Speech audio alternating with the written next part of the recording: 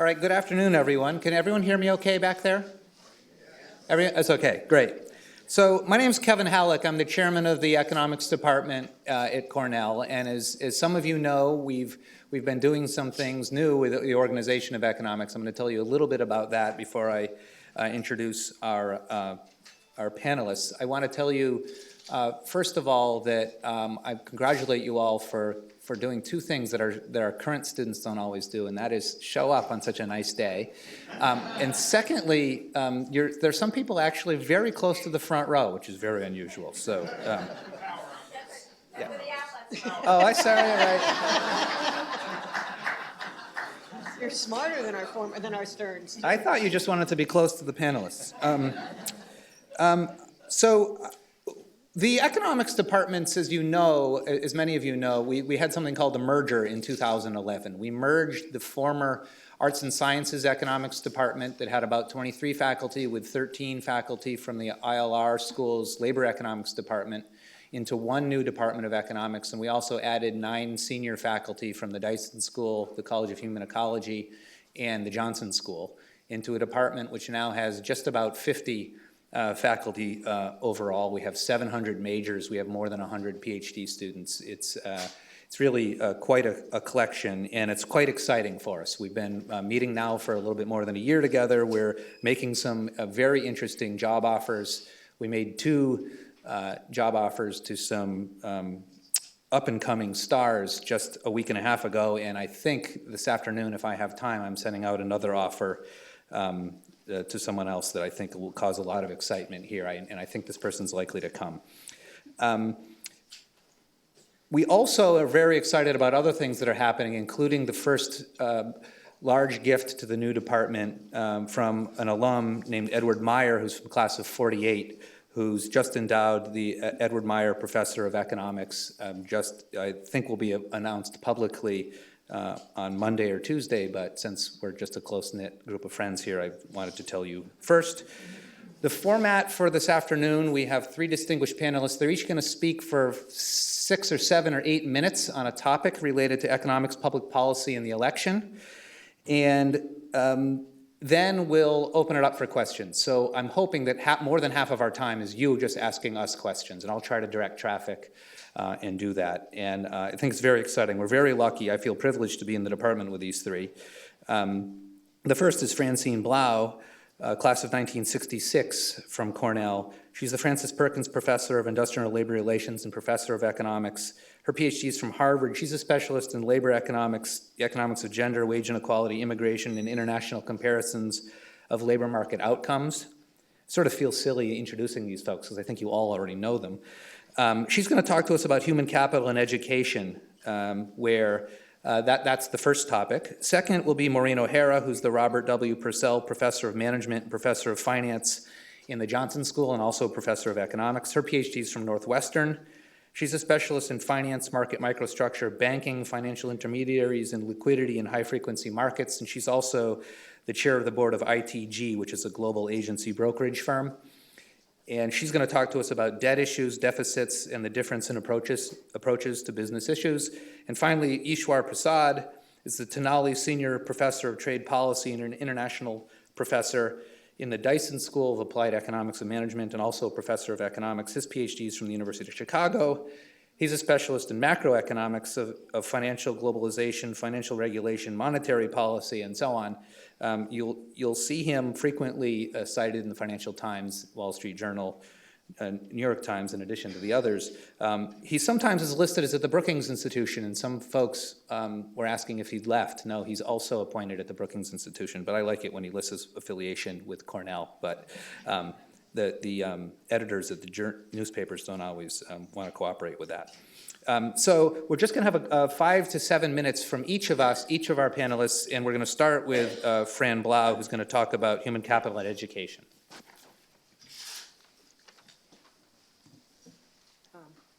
Thank you. Every time a time is mentioned, you may see me kind of chuckle a little bit because I think I got 10 minutes, which seems to have gone down to 6 or 7, but in one of the memos. Anyway, I thought it was 10. But I'm going to do my best, and I've asked for a big hook to just sort of pull me off if I go over here, because I know one of the things that's really cool about these kinds of events is hearing what you have to say and your questions. So as Kevin said, I'd like to talk a little bit about human capital. And that's, economists define human capital as investments that people make in themselves today that will increase their productivity and their earnings into the future. And education, which I'm going to particularly focus on, is one form of human capital investment, but other forms are on-the-job training, health, and a myriad of others could be mentioned. And you might be saying to yourself, gee, you know, I haven't heard too much about that in the election, and you're right, you haven't heard that much about it, and that's one of the reasons that I wanted to talk about it. I'd like to start with some facts from an OECD report, and the OECD is the Organization for Economic Development, Economic Cooperation and Development, comprised of a large number of advanced industrialized economies like the United States. And these are 4 findings of the report that I myself, actually, even though I'm informed in this area, found surprising. The first is the United States ranks 14th in the world in the percentage of 25 to 34-year-olds with higher education. That's 42%.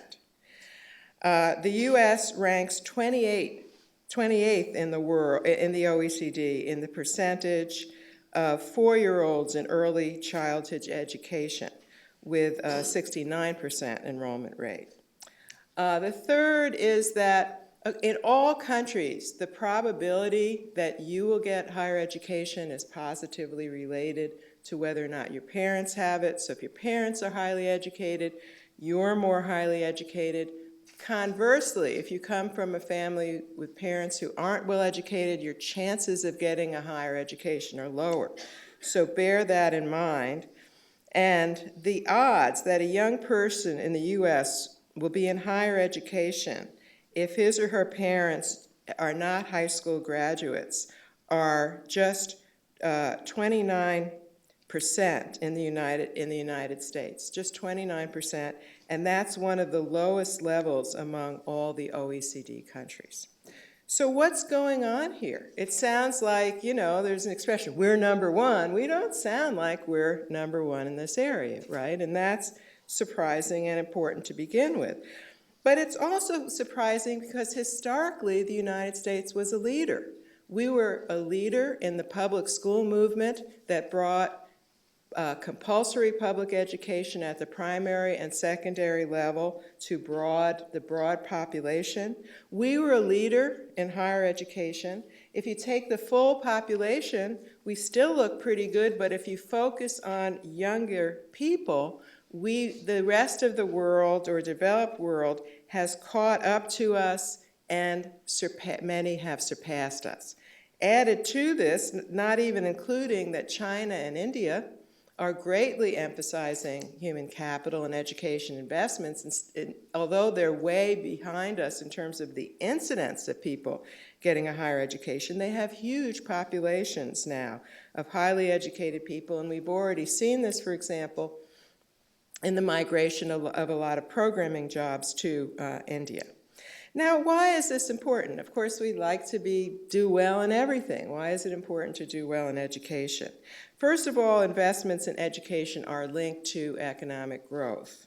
And there's interesting evidence, even within the United States, that social interactions among workers in the same industry and location create learning opportunities that enhance productivity. Putting this a little differently, it's been found that workers in cities where the education level in the city is higher get higher earnings and are more productive, even if they themselves don't have higher education. And this is something contributes to the idea of what we call in economics an externality. That is, when people invest in education, they themselves get a benefit, but some of those benefits, positive benefits, spill over onto others. And this is the advancement of productivity and growth, fewer individuals needing government assistance, et cetera. But education is also important to the type of growth and the type of society that we have. The days in which people could get pretty good incomes and be in the middle class without many skills and without much education are past. If we want to have a prosperous middle class, we have to have a well-educated population. Education is also important for combating inequality, and I don't, there's been this movement, the 1%, which is definitely an issue of concern, but you may not be aware that there's been a long-term trend in the United States over the past 30 years to rising wage inequality. And the dimensions of that rise are almost unprecedented, except when we go back to the 1920s. So the United States levels of inequality that we've reached are high by our historical standards. They're very high, actually, by international standards, even compared to other economically advanced countries. And one estimate gives 2/3 of this increase to a growing divergence in earnings between highly educated, college-educated people and less educated people. So actually what we want to do is get more people well-educated so they move into the higher ranks and they get higher wages, but also, and maybe some people wouldn't like this, we want to move them in because by the forces of supply and demand, they're going to reduce that premium or reduce that gap a little bit.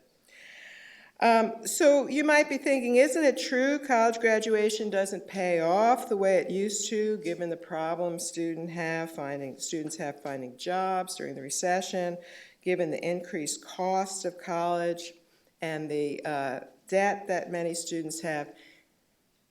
The press has been terribly misleading on this. The answer to this is a resounding no. Brookings just came out with a serious study of this. They found the returns to education and investment in education are higher than other investments such as stocks, bonds, and real estates, and they haven't changed much. They've been pretty constant over the last 35 years.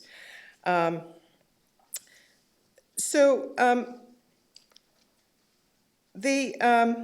about the policy? So let's skip to the election and the policy, which is what you asked me to talk about.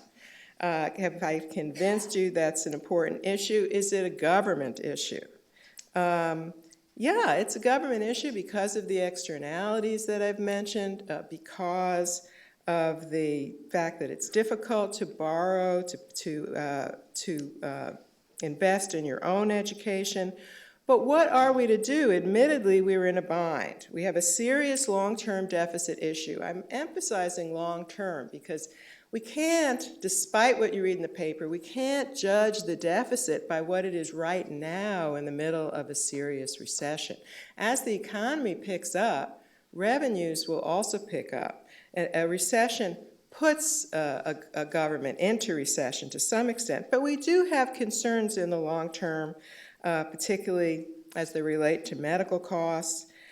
However, we have to figure out a way that we can invest today in our future. Our children, young people are our productivity in our future tomorrow, and still solve the deficit problem. And the deeper concern to me, if I be frank here, is the anti-government sentiment on the part of some candidates and their constituencies. Starve the beast. Government spending, unless I'm the beneficiary, is all about handouts, etc. I think this is very misplaced. The size of government in the United States is not particularly high by historical standards. Actually, the share of taxes, federal taxes collected last year was lower than it was in 2000. We have a lower share of GDP paid into taxes in the United States than most of the other advanced industrialized countries. So I think the problem is people are looking very narrowly at government. I get Medicare. That's a good program. I don't get U of I. That's a bad program, and anybody on it is lazy and doesn't deserve the handout.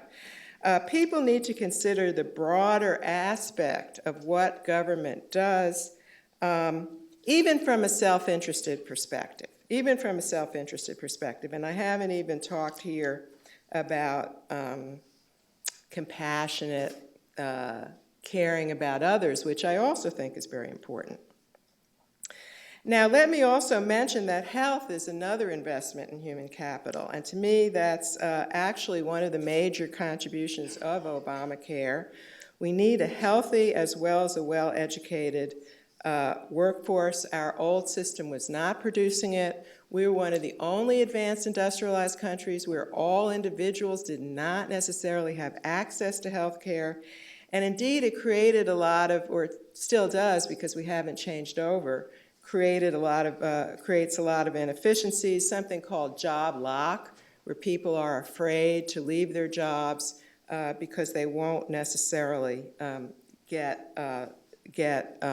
health care at their new employment, or they may have a pre-existing condition. So let me briefly say, what does this mean about the candidates? I think the Obama administration has a pretty good record on this issue, both in terms of concern and in terms of program. I'd like to see more expansion at the preschool level. That's very important. Obama has supported Pell Grants to finance higher education. He has a very innovative educational policy called Race to the Top, where states compete for money, for funds based on their educational reform plans. He would like, by the way, I do want to mention that we took a major hit during the recession at the state and local level, where most of the funds for education come from. They were kind of wiped out by the recession, and a lot of teachers were laid off. Obama has plans and proposals to help them bring back these laid off teachers. What about Romney? I know less about his plans. I'm not trying to be funny here, but they do tend to change, and it's harder to get a handle on what they are. I suspect, just guessing, he'd be interested in efforts to increase the efficiency or performance of educational institutions if it didn't involve increased expenditures. I think at one time he did want to cut back on Pell Grants. But regardless of Romney's views, I fear that he's sort of a prisoner of his rhetoric. He's been campaigning on reducing taxes. And most experts believe that addressing the nation's problems, including deficits, is going to require some tax increases. And Bush 1 made famous this expression, read my lips, no new taxes. And that was the reason that Bush 2 thought Bush 1 did not get reelection, because he broke that pledge. And I think it would be very hard for Romney to have any tax increases, and thus to address this area and many other areas as well as they need to be. Thanks.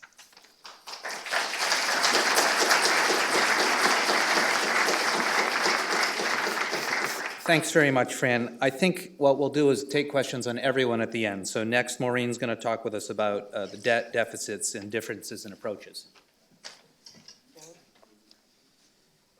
Well, thank you, Kevin, and let me echo Kevin's thanks for coming out today. A beautiful day. This is what you remembered when you were here, right?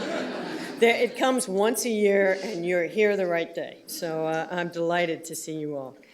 I'm actually, it's a little bit like the Monty Python thing now for something a little different, because I really want to talk about the business side of the situation, of the equation. And that kind of reflects the fact that I'm a finance professor, but I think it also reflects the fact that when you look at this election, you can't avoid sort of the whole debate about the economy, business, who's going to get businesses going again. So I'm going to offer some thoughts on this, and I'm sure we're going to have a spirited debate when we're done. But let me just throw out some numbers and see where we get. So the real question I want to think about is, how will the two candidates differ in their handling of the economy and business concerns? And let me just throw out a few little numbers just up front. We'll talk some numbers through the way here. Who will handle the economy better? Well, you know, you can listen to us, but there are lots of poll numbers kicking around right now.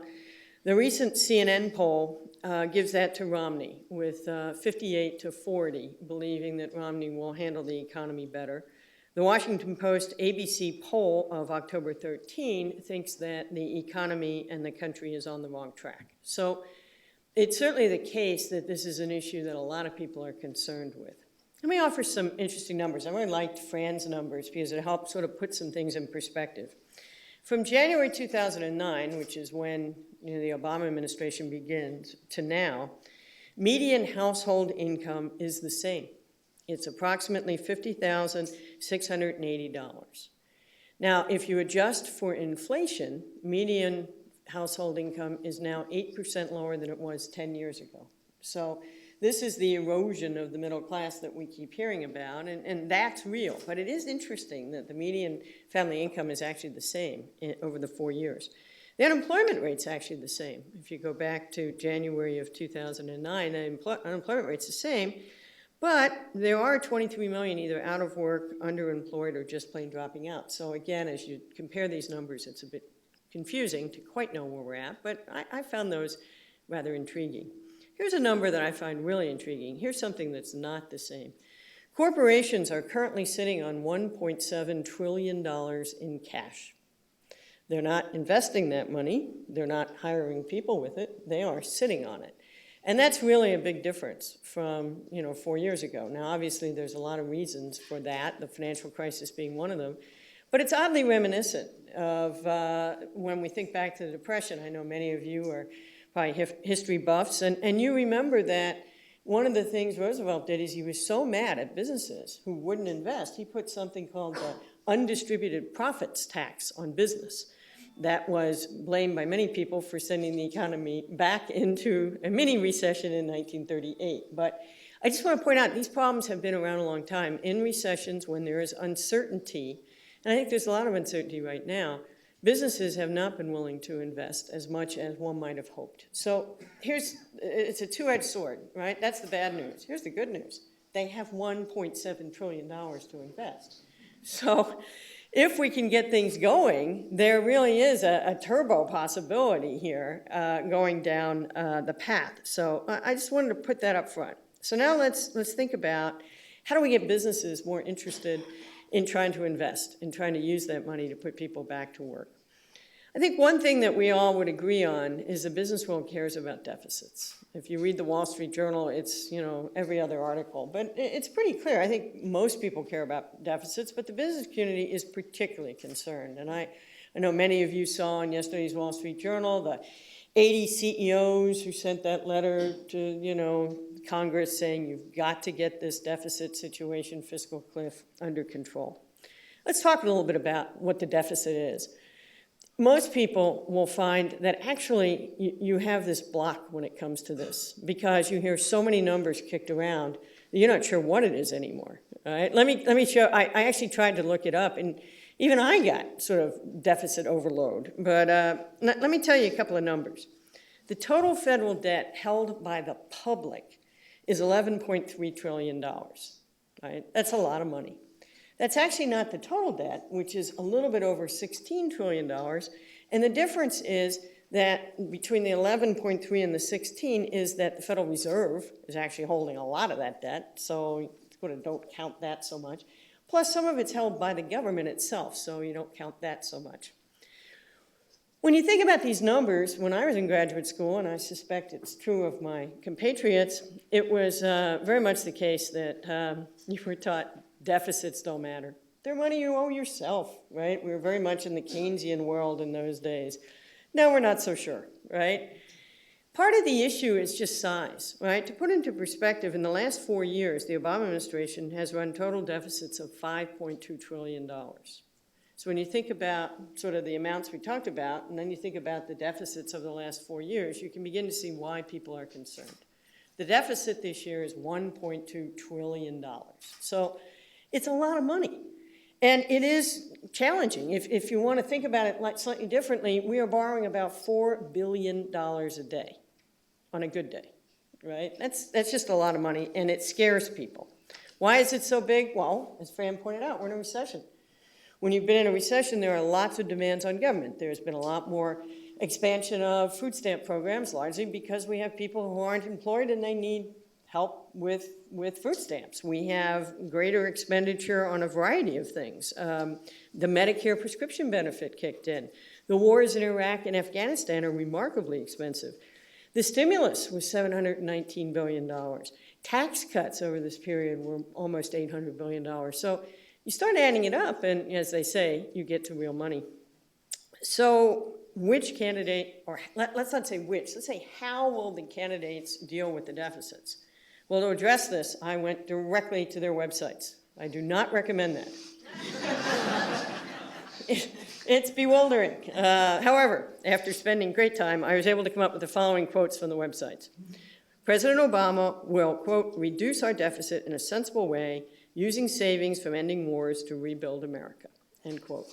So I think the vision that the Obama administration has is kind of, I think, two pieces. One, when we end the wars, that does free up a lot of money. And to put that in perspective, we have put the total expenditure on wars in Iraq and Afghanistan is $1.2 trillion. Right? That's the size of our deficit this year. That's how much we spent in 10 years on Iraq and Afghanistan. So there is money there that can be put to work. I think it's also the case that, as Fran points out, when the economy gets better, tax revenues will increase, and that will help float things a little bit. But it appears that that's kind of the main plan for the Obama administration is that, in a moment I'll talk about tax increases, that the change is not going to come so much from spending on programs. It's going to come from changes in defense spending and increases that are going to come about in revenues.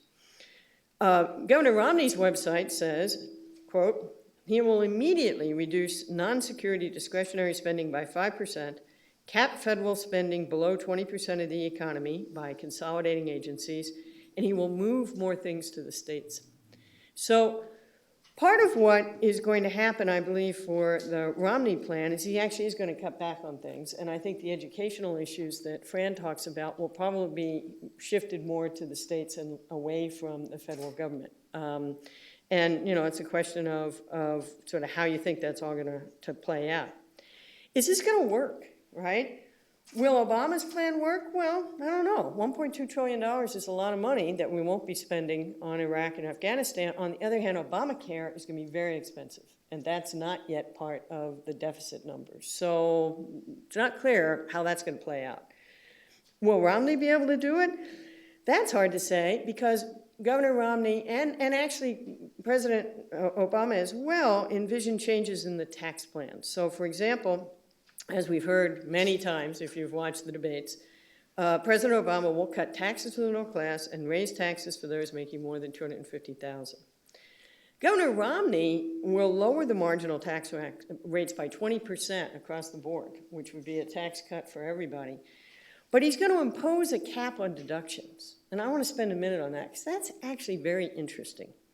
So let's again look at some numbers. In 2009, there were 140 million tax returns, of which 45 million itemized, right? So if you don't itemize, the cap on deductions is irrelevant to you, right? So you're down to roughly 45 million people who itemize.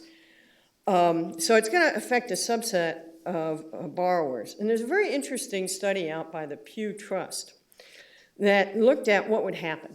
So they argued that if you set the deduction cap at $17,000, this will raise $1.7 trillion over the next 10 years. If you set it at $50,000, it will raise $760 billion over that period, and it will be entirely paid for by the top 20% of the income distribution. So the capping of deductions, I think, is kind of an interesting way around the no new taxes, because there won't be a new tax. There'll simply be less ability to avoid the taxes that you currently have. One thing to note, this is a disaster for all of us living in New York, and I think it's a disaster for the university, because charitable deductions will fall under that cap. State income taxes currently will fall under that cap.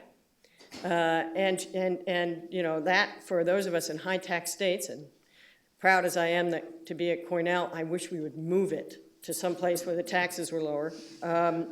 It's a challenge. So it's a very interesting plan to see where that goes. I'm getting a signal that I have to stop, so let me talk about maybe two things, all right? What else will they do for business?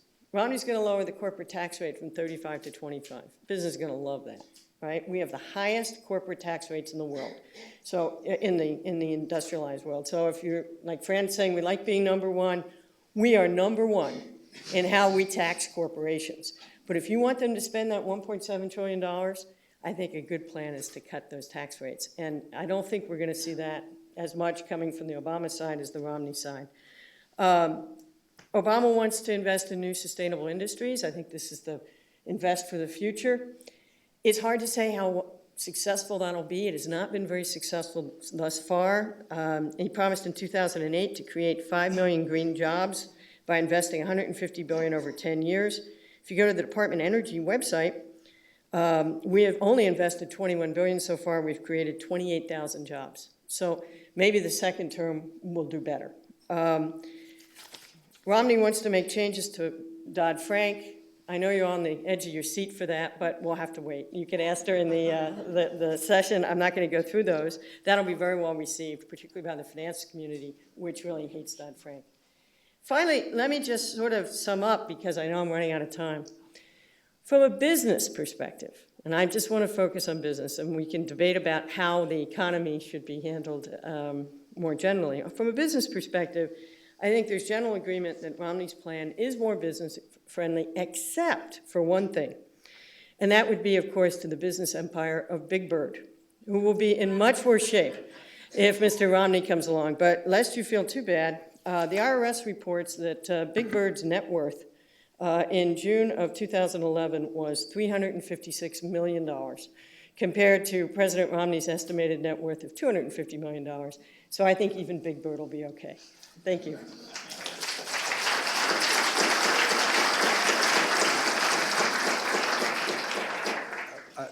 Thanks a lot, Maureen. So we've heard a little bit about human capital, we've heard about business, and now we're going to switch to Eswar, who's going to talk with us about international aspects of this.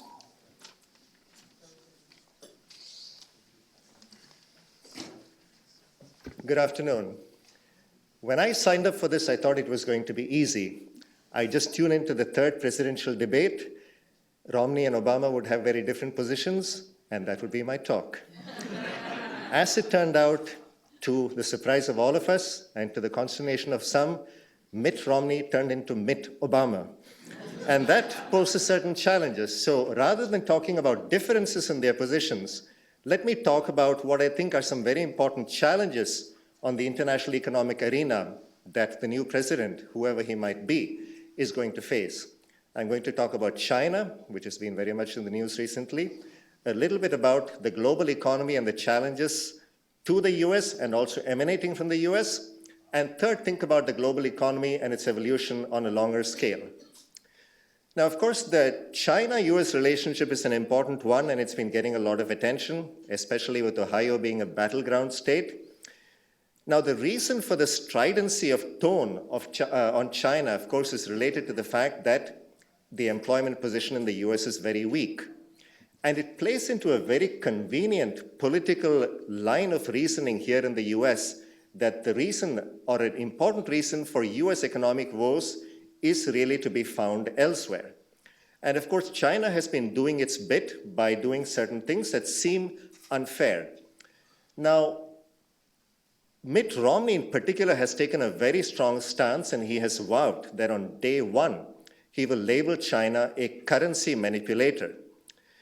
Now, the nature of one's rhetoric during the campaigns, and this is something that Fran referred to as well, does have implications for how the relationship between two countries is going to evolve. And I think this is potentially dangerous. Why? Because right now it turns out there are simply no economically tenable grounds to call China a currency manipulator. Because in fact, it turns out that China's trade surplus has fallen quite sharply, from a peak of about 7.6% in 2007 to just about 2.1% of GDP. That number is falling because China's export markets, the US and Europe, are weak, and China, relatively speaking, is still growing strongly. Now, it turns out that also there isn't as much capital flowing into China. Why is this? Because international investors around the world are concerned about the Eurozone debt crisis and turmoil in international financial markets. So they're not putting as much money into any emerging markets as they were in 2008 or 9, and the same is true of China. So in fact, China hasn't been accumulating as many foreign exchange reserves by intervening in foreign exchange markets. In fact, if you look at the level of intervention that has been undertaken by different countries, one might arguably make the case that countries like Japan and Switzerland have in fact been quote-unquote manipulating their currencies much more. So the approach the Obama administration has taken is to say that the currency by itself is an area where some pushing is needed, and where in fact there has been progress. As the president pointed out in his debate, in fact the currency has appreciated relative to the dollar by about 11%, and China has made its currency somewhat more flexible. So the currency is really not the right battleground, but there is an important battleground, because what US firms, what US financial institutions want really is market access to this fast and growing Chinese domestic market. What they also want is better protection of their intellectual property rights. So in fact, there is, even as we speak, a very productive dialogue going on between the US and China at levels that are not obvious enough to be reported in the papers. And I think that's going to be the productive approach, because China needs a few things from the US. As Secretary Geithner pointed out in a speech a year and a half ago, there is a very clear quid pro quo. In addition to what the US wants, China wants access to US technology, wants access to investment opportunities in the US, which, as you've heard, have been blocked recently. So I think there is a productive way to move forward on this, but currency is definitely not the way to think about this. The problem is, so long as you have jobs in the US looking weak, and second, so long as Washington focuses on one number, a number that gets attention far beyond its merit, which is the US bilateral trade deficit with China, which has in fact continued to increase. It hit a peak of $295 billion last year and is on pace to reach about $300 billion this year as well. And the problem is that that number ultimately ends up feeding very much into political rhetoric. So given the political transition here and the leadership transition in China, this is going to be a very difficult year for US-China economic relations. Now, thinking about the global economy more broadly, there are, of course, many risks out there. One of the biggest risks the world economy faces is, of course, an even messier development of the Eurozone debt crisis, and I suspect it's not going to end well.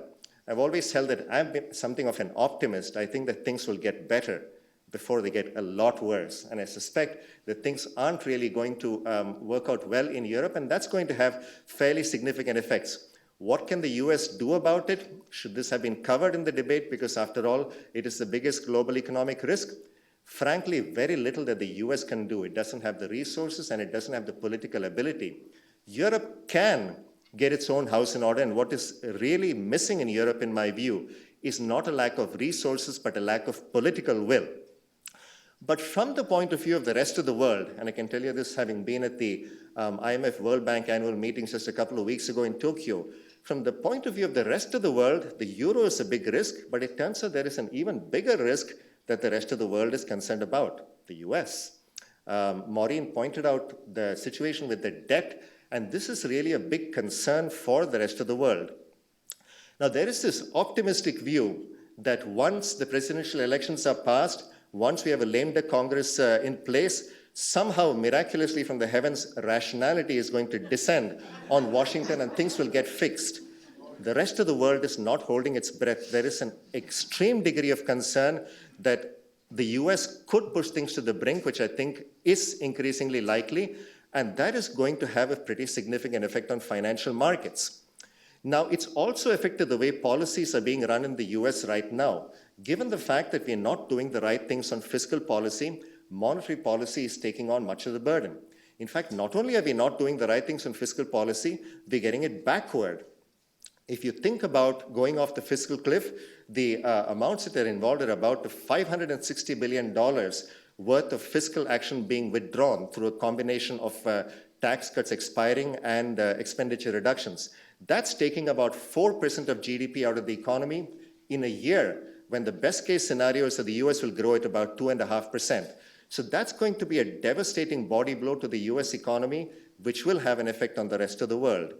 And the concern also is that the US is not doing what needs to be done, which is to fix the longer-term fiscal problem. Because I suspect even if we don't go off the fiscal cliff, given the predictions about what are likely to happen in terms of the configuration of Congress, we are likely to end up in a situation where the US continues to not deal with the longer-term fiscal problems.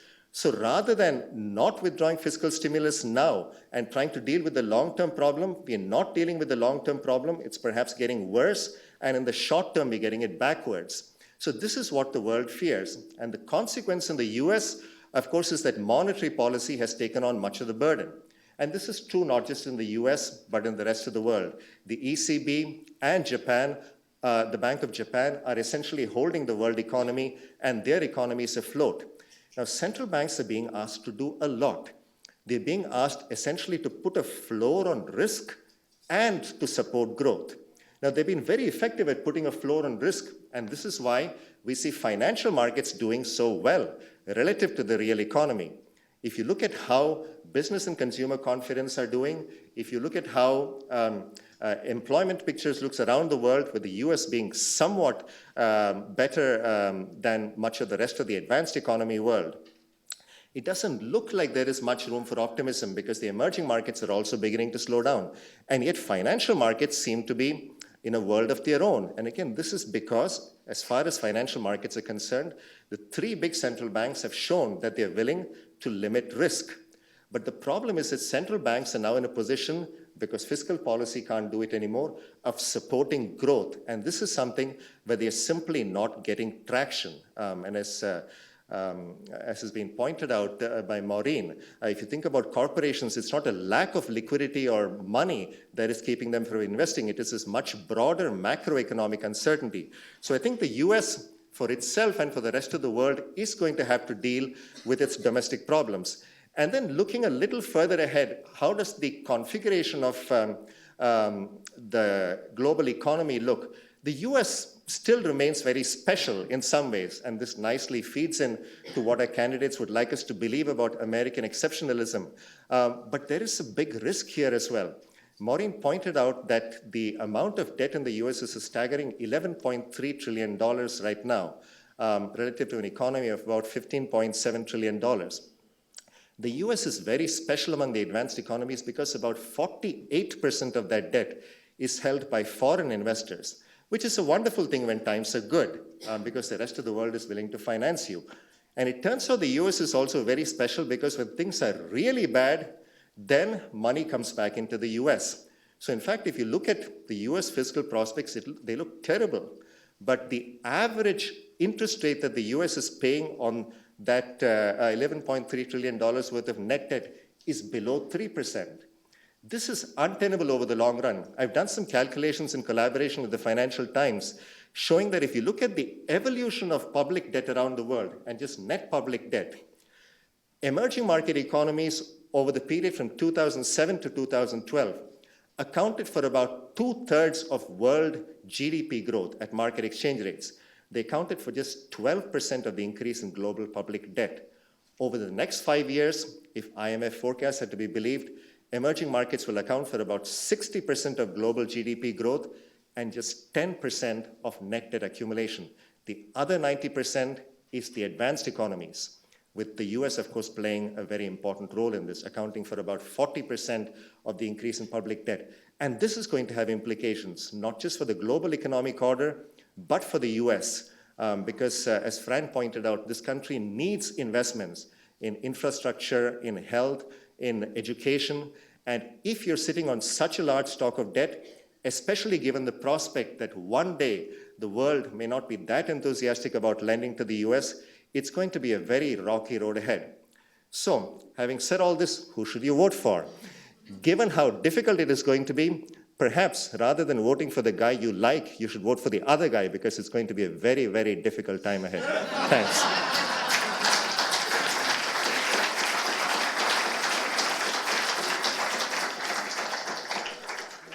Thank you all. I have to say that it really is, I meant this earlier, it's a privilege to to work with folks like this. They're incredibly smart, obviously, but kind-hearted, caring, and committed faculty. And we have 47 others just like them, maybe not exactly like them, but in our department. So this really is a special place, and I think that this merger and what we're doing in the economics department is very exciting going forward. So I want to open it up. There must be people with microphones. Are there? I have one. Where's the office? Sorry? Where's the, oh no, I'll answer questions about the economics department. Is that, we are not co-located yet. But, so the main office is actually in US Hall, but we also have an office here in Ives and some other places. But I want to take advantage of the fact that we have these here. I'll stay here all day and talk with people about the economics department, but let's talk about the election. Yeah, we're not doing mics, so people can just speak up. So, Dr. Prasad, you had mentioned the short-term optimism on the euro, the long-term pessimism. What's your long-term prognosis as to what you think likely to be the outcomes with the euro? You might repeat the question too. The question was about what I think will actually happen in the long run to the euro. I find it very difficult to see a politically and economically viable path for Greece in particular to stay within the eurozone. The problem with many of the periphery euro countries, and the economists prefer to call them the eurozone periphery. There was a while when they were called the pigs. Portugal, Ireland, Italy, Greece, and Spain. And then somebody got the more creative idea of calling them gypsy, which sounded a little better, but not that much better.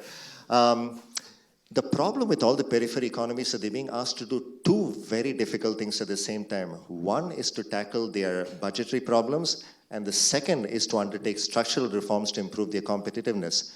Doing any of these at a time is very difficult. Doing both is politically potentially fatal.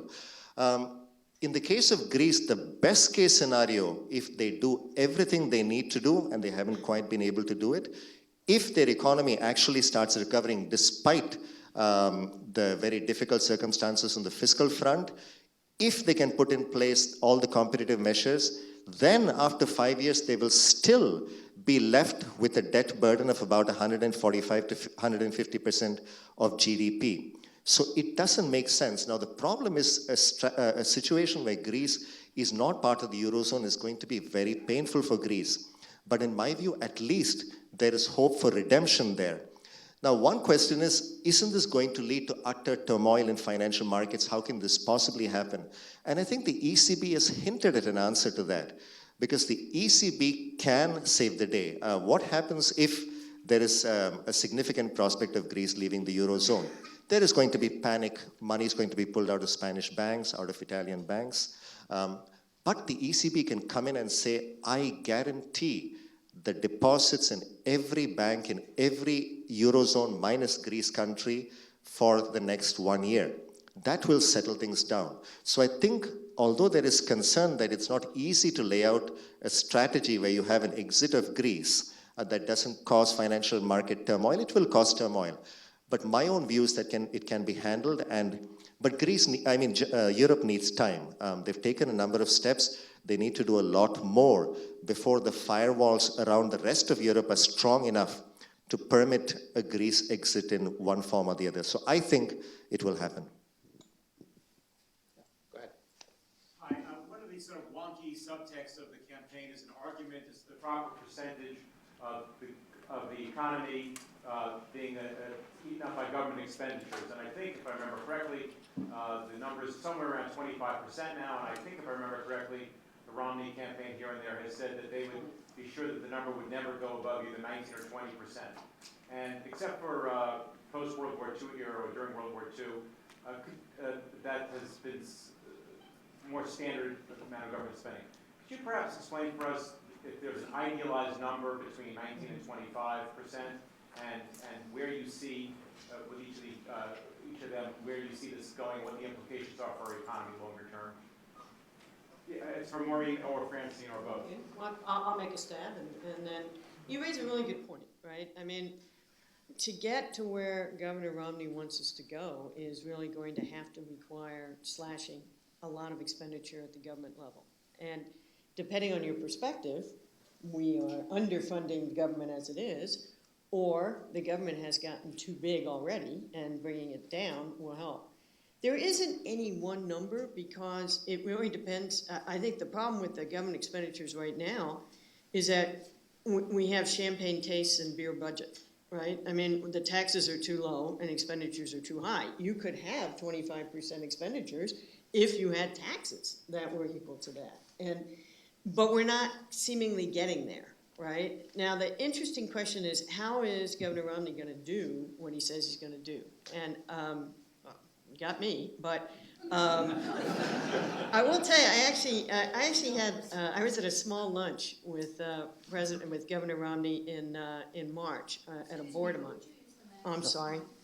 I was at a small lunch where he was the speaker, and someone asked him about, well, how are you gonna, who are you gonna put as heading your cabinet offices, and are you gonna use business people? And he said, yeah, I probably will use business people to run the cabinet, but I don't know how many cabinet offices I'm going to have because we haven't actually looked at the structure of government in, 60 years. And we just keep adding things, we don't subtract. And he told a little story about how when he became governor in Massachusetts, it was brought to his attention that the State Environmental Protection Agency was the #1 entity that was suing the State Department of Transportation. So he called the heads of both groups in and said, this doesn't make sense. We shouldn't be suing each other. And the EPA guy was of the opinion that transportation was wrong and transportation was the opinion EPA was useless. And so they went away with nothing resolved, and so they discovered the next day that he had actually combined them into the new Environmental Protection and Transportation Agency so that they couldn't sue themselves. So I think it's a very apocryphal story of, where do you think Governor Romney will go? I actually do think he will slash federal spending. I think he will do a number of things like that, some of which will not be popular with some people and some of which will be very popular. I do think he will dump more back onto the states. And so the federal expenditure may well get down to where he wants to hold it, but then, of course, we will be stuck with states who will be running deficits. So it's a very interesting prospect of the role of the federal government versus the state government. I have a specific question from Fran, but I think she's going to answer it anyway, so go ahead. Well, no, I don't know if I am not, but a lot of states are not allowed to run deficits. Exactly. So it's going to mean just slashing, and in some cases. And there's a lot of things, what I'm trying to point out, and I think Maureen's not disagreeing, is it's not a magic size of the government, and our government sector is not larger under Obama than it was a few years ago, and it's not larger than other advanced industrialized countries. It's what the government needs to do and how it does it. And when you pass things on to the states, you set up a lot of inequalities across the states that sometimes lead to a race to the bottom. If Mississippi decides to have the lowest Medicaid coverage, then that might mean their taxes are lower and maybe firms will want to move there. I don't know, a little competition between the states. But I can't get a handle on what Romney's going to do because he's going to make all these big cuts, and then you say, what about education? Oh, no, I wouldn't touch education.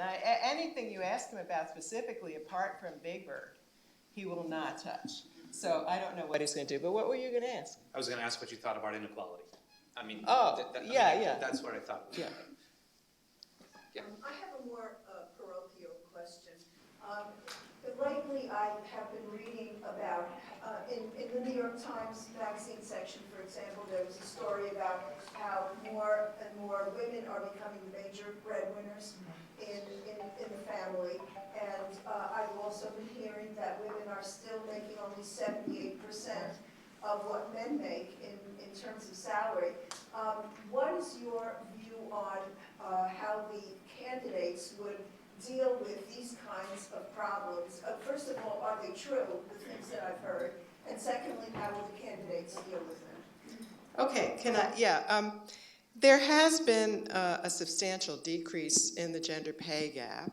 That combined with, especially at the height of the recession that disproportionately negatively affected men, has led to an increase in the share of families where the wife might earn a little bit more than the husband. I mean, I think it's 38% of families, but a very small proportion of families is the wife the major breadwinner. So there still is a gender pay gap. There has been an enormous amount of progress, but there still is a gender pay gap. I think that New York Times article was all focused on one locality where a plant had closed. I think in terms of the candidates, I just have to say that I don't see much emphasis on gender issues from the Romney camp, despite the women in binders, or that quote where that led to cartoons of women being wrapped in binders. He might have had binders full of women, but an interesting point is he did not. He did misspeak there. He did not develop those binders full of women, nor did his staff. It was an independent group of female activists who presented him with those candidates. So I think that President Obama has the track record of concern with this issue. One thing I've noticed in studying this issue over a very long period of time is our laws don't necessarily and haven't necessarily changed. We passed our major anti-discrimination law in the mid-'60s, but enforcement does change with different administrations. And it has tended, where the candidate is not as committed, then the agencies are not as committed to enforcement. We've got one back there in the back. There's been a lot said about small business. I wonder if you could define it and let us know which candidate is better. That one is tough. I mean, no one has a good definition of small business, right? The Obama administration actually did have a plan for small businesses in their first term.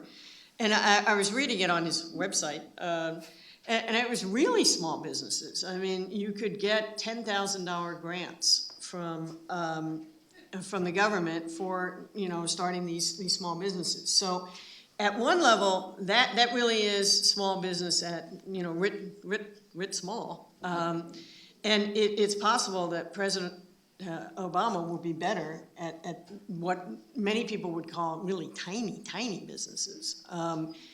Small business is kind of interesting. As a finance professor,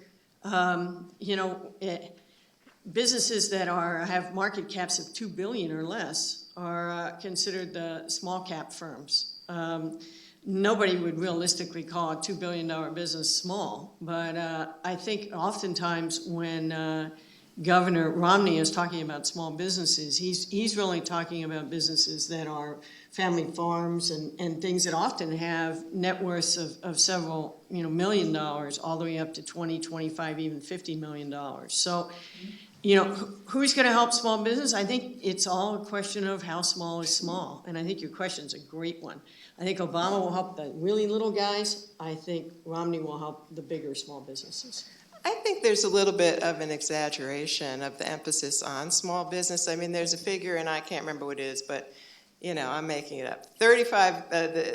Small businesses create, 35,000 jobs a month or something, making it up. They destroy, about that because there's enormous turnover in small businesses. It's not their fault, but they just, there's a lot of turnover. So you count the jobs they create, but not the jobs they lose when they go under. So there's just a lot of churning, and I think it is, in honesty, I think it's partly a political thing because there's a lot of people who have small businesses, and it's a courting of those voters. We need to keep on time, so I'm going to take two more questions. One there, and then you're next over there.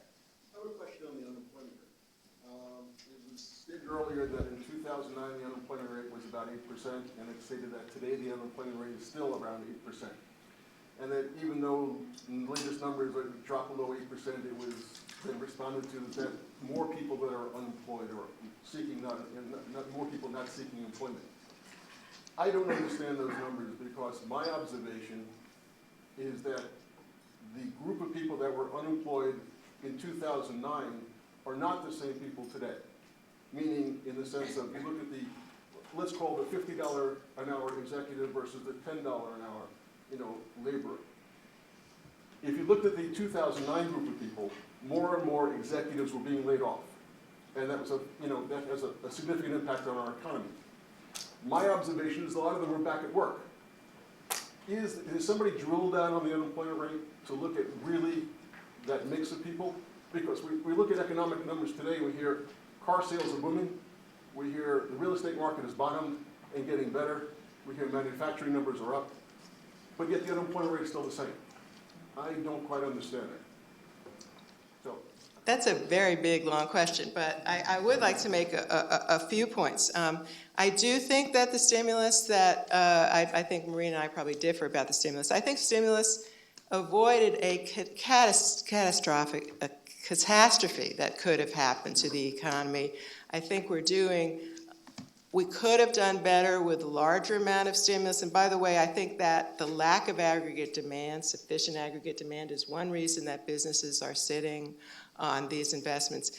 In general, about the unemployment rate, we do know the groups, and really whether it's the height of a recession or a recovery like we're in now, and I think things are picking up, it's always the less educated people who have higher unemployment rates. I mean, in the first flash of the bottom falling out of the financial markets, you heard about some executives and high-level people who lost their jobs, but I think you're right, a lot of them have been reemployed. Unemployment rates are historically high for well-educated people, but they're much lower than they are for the less educated. Go ahead. I was just going to say, I actually think it's complicated this time around, because if you look at industries that I kind of spend time in, you know, the investment banking Wall Street crowd that has become sort of in the middle, that is just permanently smaller by a substantial amount, right? Those jobs went away, they're not coming back. Banking is smaller, right? If you look at employment in banking. If you look at lawyers, right, the legal profession has basically taken a huge hit over the last 4 years, but that's not necessarily due to the financial crisis, it's due to technology. Right? If you look at a lot of the fields that used to be the places where middle-class kids could go to college and get a job, right? Accounting firms more and more gets farmed out to overseas and lawyers. So I think what's kind of interesting to me, and I really like your question as well, is that it isn't just the people at the bottom now. There has been a structural shift in a number of industries that used to be kind of relatively high paid. And I don't think we know the answer necessarily to your question. But I guess I'd just like to point, yes, the labor force is always changing and shifting, but those people aren't necessarily unemployed. They may not be employed where they'd like to be, and I wouldn't disagree that some sectors are shrinking and other sectors are expanding. Also, I think the point that starting in the mid-1990s, there's sort of evidence, not sort of numbers, but the sort of change in reporting on this thing, and the implicit contract between firms and workers, both ways. I think there's some perception that workers are less committed to firms and firms less committed to workers. The sort of stigma associated with being laid off from a job now is tiny compared to what it was a generation ago. I think there's been a dramatic shift in that. So we have one more question over here. That's the final question to keep you on time. My question is related to monetary policy. So you talked about how it's been basically saved this economy. What's your outlook for the Fed going forward with Bernanke if he does not get elected to another term? And also, at what point do you think interest rates will actually go up? Because a lot of people on Wall Street are worried about the chances of rates going up, and that's why most corporations are keeping this huge amount of cash on their balance sheets. Can you talk about that? A good academic economist is never going to predict interest rates or exchange rates. We don't know any more than the market does. What is interesting, of course, is the fact that in periods of extreme financial stress in the US, as well as abroad, money keeps coming into the US, thereby keeping interest rates at the outer end of the yield curve at the 10 to 30-year horizon quite low. And that's one of the remarkable features of the financial crisis and the period that has followed. The concern that I have is that there could be a tipping point when bond investors get very worried. Now, the reality the world economy faces right now, which frustrates the rest of the world, including countries like China, is there isn't any other place to hide. the question that we don't have a good answer to is, if not the dollar, then what? And so long as we don't have a good answer to that question, I think the US is relatively safe. So the US does have this very special feature right now that it is still the bedrock of the international financial system because our markets are so deep and liquid. And there is, one might argue, a somewhat childlike faith in the US ability and willingness to eventually pay off some of this debt. And that's something that, again, keeps things on a knife edge. So because there is no alternative, interest rates are low here. So again, it's very hard to figure out when a tipping point might come, what might trigger it. It could be something like China deciding that if there is a conflict that escalates with the US, that its territorial integrity matters more than shooting itself in the foot economically, which is what would happen if it stopped buying US treasuries, for instance. So it's hard to say what the tipping point would be, but if that were to come, it is going to be very, very ugly. But I think, again, if you think about the amount of money that US corporations are holding, I would ascribe it much more to the sort of factors that Fran and Maureen have talked about: a general climate of uncertainty, the lack of confidence, and the fact that you don't have aggregate demand. I think those are the bigger concerns in the short run. Eventually, I think the Fed can sort this out, and again, the world seems to view the Fed with enough credibility that it can pull this out. But again, that's going to be a pretty big challenge when the time comes, when inflation starts rising, and this liquidity has to be soaked back. So I don't have a good answer for you, but it's going to be tough. Okay, I want to thank you all for coming, and particularly thank our panelists for helping us tonight.